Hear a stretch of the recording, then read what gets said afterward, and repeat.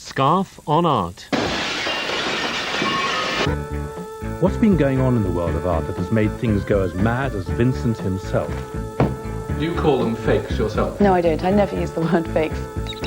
To earn the really big money, you have to be dead.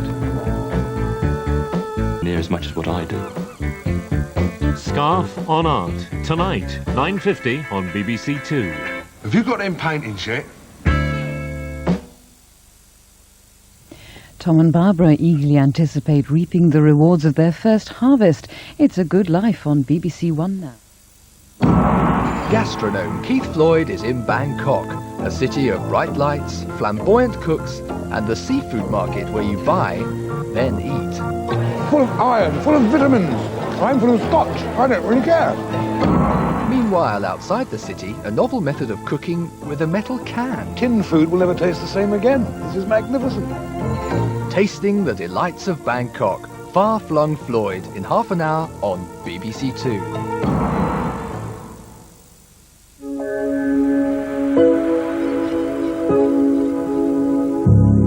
Noise is the subject of tonight's Nature on BBC2 now. Be it city sounds or country cacophony, both can produce acoustic tragedies.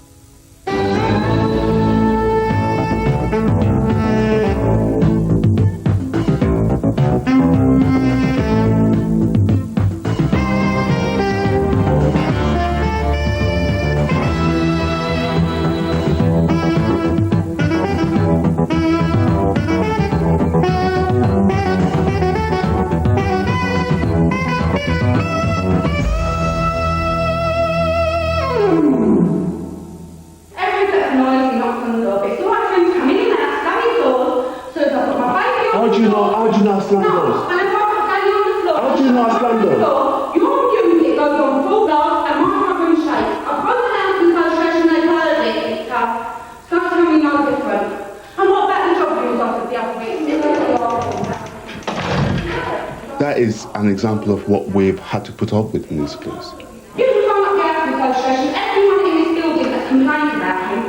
People are at each other's throat over lack of proper sound insulation.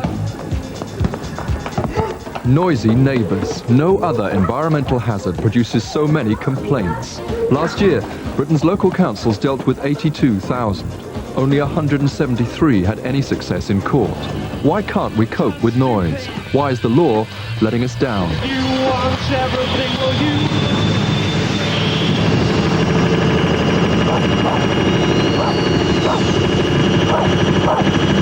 Unwanted noise breeds stress and real hatred. Violent disputes, neighbours at war. But compared to other forms of pollution, it's so hard to define. What you call noise, I call music. Tonight we investigate if there are so many complaints about noise pollution, why are so few disputes being resolved? Do we have a right to peace and quiet? Do we have a right to make a noise?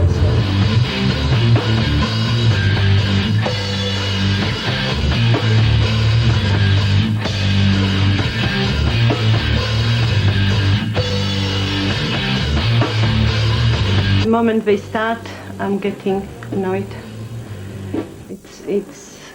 I know I'm for 3 hours of torture. You must be frightened or just stupid. We're not making that much noise all the time, so twice a week, 3 hours a day, twice a week.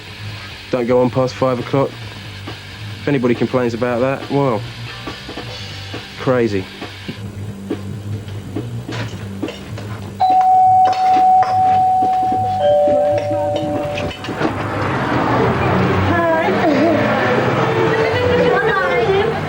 It's affecting us all because I'm really, I can't put up with their tantrums as well, and the music, and this all make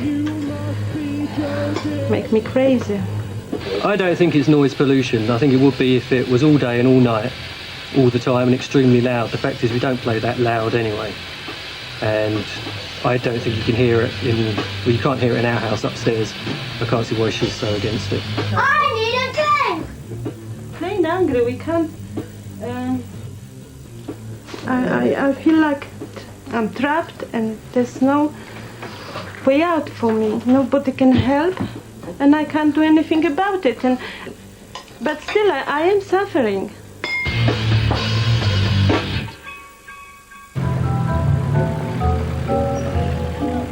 Chilling out, maxing, relaxing, all going on, shooting some.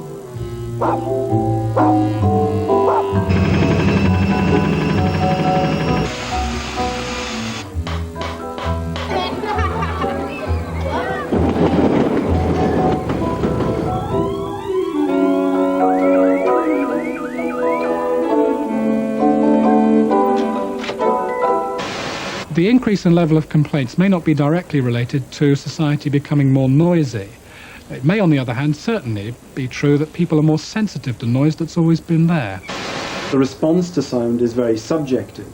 One's got to remember all those things in one's everyday life that irritate one that aren't very loud. The dripping of a tap, for example. Certainly, I think people were less aware a few years ago that noise could be unlawful.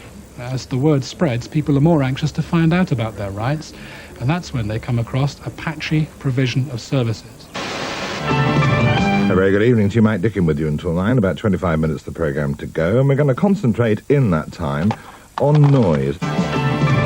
With me in the studio is Valerie Gibson, who's founder of the Peace and Quiet campaign, and hopefully can answer most of the problems, at least point you in the right direction. Valerie, good evening. Thanks for coming in. Do we actually have a right to peace and quiet? We do. I mean, the law actually says that you're entitled to the peaceful enjoyment of your property. Obviously, there has to be a balance between, you know, somebody being able to do what they want in their own house and somebody being able to enjoy peace and quiet.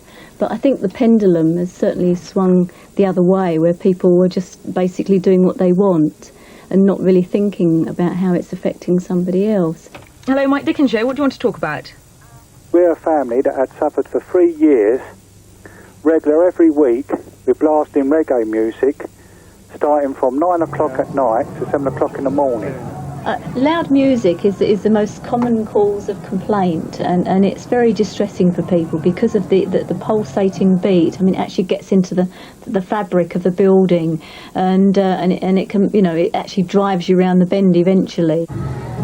It caused rows between me and my wife. I got irritable. We got irritable with the children because of the lack of sleep, because of this noise pollution. Eventually, the police's suggestion was that we simply have to move.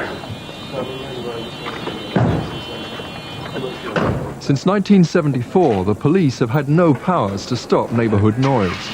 Today, the legal duty to investigate all noise complaints, day or night, rests with environmental health officers working for local authorities. Go ahead. Philip Rathbone, EHO, official party pooper and saviour of sleepless residents, on patrol in London. There's a party in progress, lots of shouting, open windows, etc. He works for Hammersmith and Fulham Council. Understaffed and overstretched, EHOs have police backup, but can only take legal action if a statutory nuisance is established.